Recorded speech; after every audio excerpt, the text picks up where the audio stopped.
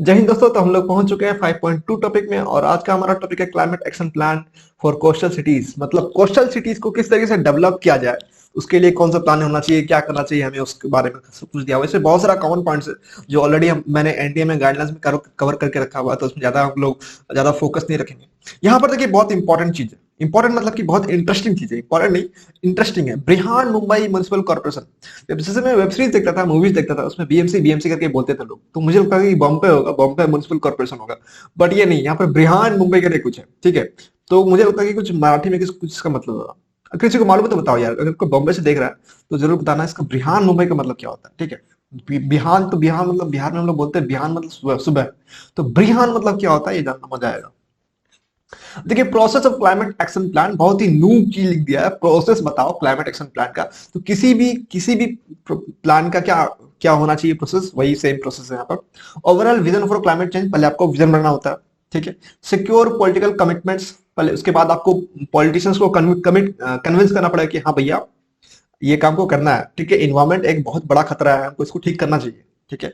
उसके बाद डेवलप एक कम्युनिकेशन प्लान, जो भी इसमें स्टेक होल्डर्स है, सिर्फ और सिर्फ पॉलिटिशियन को ये करके नहीं होगा, वहां के जो लोग हैं उनको भी कन्विंस करना पड़ेगा, ब्यूरोक्रेट्स उनको भी कन्विंस करना पड़ेगा, क्योंकि प्लान जो है ब्यूरोक्रेट्स बनाने वाले हैं, ठीक है। तो सबको कन्विंस करना पड़ेगा, सबको कम्युनिकेशन लाइन लाना पड़ेगा, ठीक है।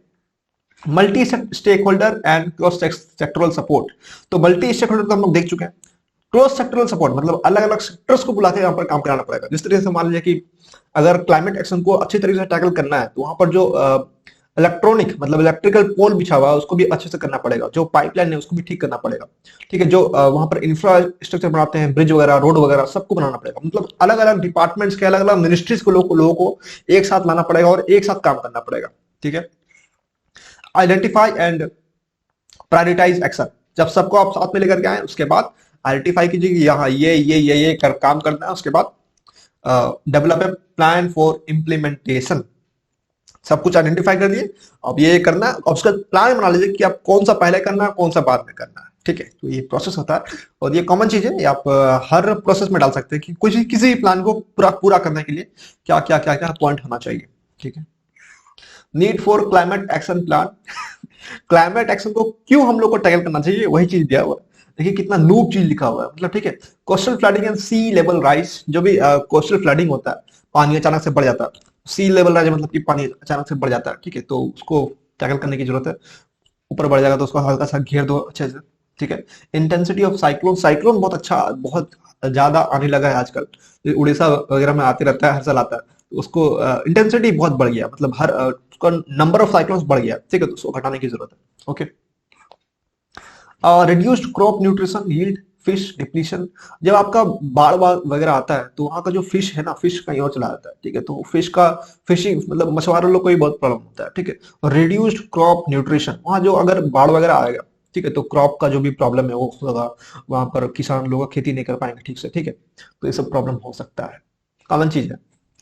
आप जो भी चीज दिमाग में आ रहा है, जैसे ट्रैफिक आप बोल सकते हैं, अगर सुनामी आ रहा है, सुनामी या सुनामी ज्यादा हो गया, जब भी हमारा साइक्लोन वगैरह आता है तो ट्रैफिक जम जाता है, मतलब पेड़ गिर गया तो ट्रैफिक जम जाता है, ट्रैफिक जाम हो जाता है, तो भी आप लिख सकते हो, ठीक है। तो बहुत सारा चीज लिख सकते हो। क्लाइमेट चेंज के बारे में कुछ दिया हुआ है, इसीलिए कोई खास चीज नहीं है। यहाँ पर इंपॉर्टेंट है vector borne and water borne disease, मुझे नाम मैंने लिख के रखा था, नाम क्या होता है इसके कारण तो मैं भूल गया हूँ, मुझे इसको रिवाइज करने की जरूरत है। 10 दिन मैंने छोड़ा यूपीएससी का प्रिपरेशन, क्योंकि मैं एग्जाम दे रहा था, मेरा एग्जाम चल रहा था, तो देखिए मैं नाम सब भूल गया। तो बीमारी का नाम या इसमें याद करना बहुत जरूरी है, ठीक है। मॉस्किटोज वगैरह होता है, पानी वगैरह जमता है तो मॉस्किटोज होता है, ठीक है। और देखिए यहाँ पर गवर्नमेंट इनिशिएटिव है, बस इसी को मैं याद करूंगा, बाकी इसमें से मुझे नहीं लगता कि कुछ याद करने योग्य है। ये तो ठीक है, इंटरेस्टिंग था, मुझे नहीं लगता कि इसमें कुछ याद करने की योग्य है। सिर्फ और सिर्फ मैं ये याद करूंगा, ये जो है state action plan of climate change, मतलब सरकार ने 2009 में बोला था, सेंट्रल गवर्नमेंट ने बोला कि हर एक स्टेट के लिए अपना अपना एक एक्शन प्लान बनाइए आप, ठीक है, क्लाइमेट चेंज को टैकल करने के लिए, ठीक है। तो उड़ीसा ने पहला बात माना और उड़ीसा ने पहला स्टेट था जो भी ये अपना स्टेट का एक्शन प्लान बनाया था, ठीक है। उसके बाद मुंबई तो हम लोग जानते हैं कि बीएमसी ने बनाया। उसके बाद देखिए national centre for sustainable coastal management, ये मिनिस्ट्री ऑफ एनवायरमेंट ने इसको बनाया था। बेसिकली वही प्रमोट करना है, सस्टेनेबल मैनेजमेंट करना है कोस्टल एरियाज को, ठीक है। उसके बाद नेशनल कोस्टल मिशन 2019 में इसको लॉन्च किया गया था, ठीक है। तो ये सब था। उसके बाद ये मिशन के अंदर में इंटीग्रेटेड कोस्टल जोन मैनेजमेंट, मतलब अगर कोस्टल एरियाज है तो वहां पर जो है आपको सिर्फ और सिर्फ वहां पर इंफ्रास्ट्रक्चर बनाना नहीं है, वहां पर आपको बहुत काम करना पड़ेगा। वहां पर आपको एजुकेशन का काम करना है, वहां पर आपको सोसाइटी के लिए काम करना, वहां पर सारा काम करना, ठीक है। तो एक इंटीग्रेटेड होलिस्टिक वे में आपको उसका अप्रोच करना चाहिए, ठीक है। तो बेसिकली एक दो और तीन और चार चीज याद करना है, दैट्स इट। मुझे नहीं लगता कि ऊपर कुछ है। नीचे देख लेते हैं क्या है। What can be done to create an effective climate action for coastal cities. तो बेसिकली वे फॉरवर्ड है यहाँ पर। तो वे फॉरवर्ड ऑलरेडी एनडीए में गाइडलाइंस में भर भर के कर चुके हैं हम, ठीक है। मैं उसका वीडियो डाल दूंगा जिसमें मैंने वे फॉरवर्ड किया हुआ है भर भर के, ठीक है। बहुत अच्छे से किया हुआ है, एनडीए में गाइडलाइंस एकदम बहुत अच्छे से दिया हुआ है। एक फ्लड वाला टॉपिक किया था मैंने, ड्राउट वाला टॉपिक किया था, उसमें भी नेक्स्ट वे फॉरवर्ड का था, तो उसमें भी डाल दूंगा मैं, वो भी लिंक नीचे डाल दूंगा, तो काफी ईजी हो जाएगा काम करना आपके लिए, ठीक है। तो यहाँ पर देखिए एविडेंस बेस्ड है। यहाँ पर हम लोग को जो भी प्लान बनना है उसको एविडेंस बेस्ड बनाना चाहिए, ठीक है। ऊपर एक स्टार्टिंग में हम लोग एक टॉपिक किए थे, इसमें हम लोग लिखे थे कि साइंटिस्ट को इस तरीके से डेटा कलेक्ट करना चाहिए ताकि हम लोग पॉलिसी में उसको यूज कर सकें, ठीक है। तो वो भी एक पॉइंट डाल सकते हैं। कोस्टल रिस्क असेसमेंट, हम लोग को वहां पर जो भी डेटा है उसको एनालाइज करके हम लोग को रिस्क को असेसमेंट करना चाहिए। रिस्क असेसमेंट का मतलब होता है कि रिस्क को एनालाइज करना पड़ेगा, कितना कितना कितना कम रिस्क है, ये सब, ठीक है।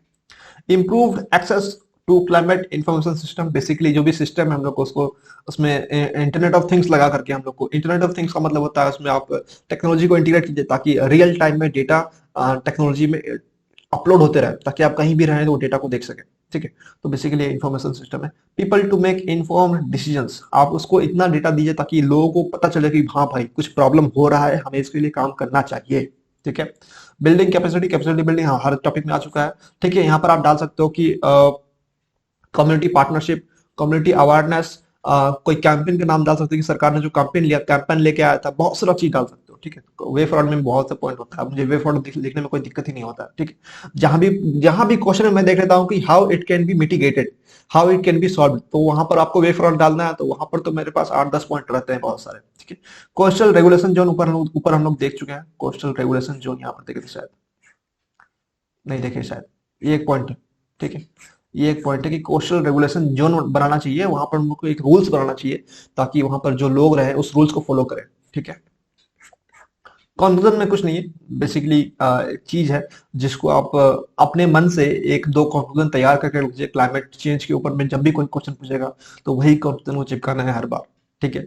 तो आप देख लीजिए, अगर आपको ठीक लगता है, नहीं तो आपको कोई टॉपर का जो आंसर शीट होता है उसको डाउनलोड कीजिए, वहां पर कोई ना कोई क्वेश्चन होगा जो क्लाइमेट चेंज के ऊपर में होगा, तो उनका कंक्लूजन को कॉपी कर लीजिए और अपना आंसर में हर जगह पेस्ट करते रहिए, ठीक है। तो मिलेंगे हमसे नेक्स्ट टॉपिक में, air pollution measurement. So thank you for listening.